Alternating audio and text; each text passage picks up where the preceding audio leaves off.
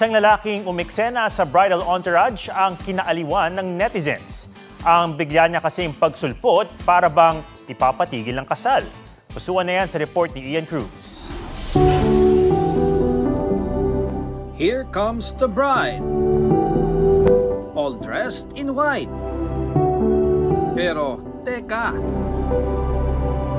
Sino ang lalaking yon? Na para bang gustong magpahinto sa kanyang kasal?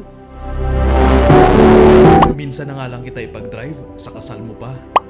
Huling tanaw, bago bumitaw, na para bang ikaw yung nagparaya. Pero tuloy daw ang kasal dahil the man behind the bride, bridal driver pala. Ang kanyang serious look, hindi raw dahil sa heartbreak. Nadamay lang sa shock dahil nais nilang makunan ang sasakyan. Kaya naman todo focus siya habang kinukunan din ang bride.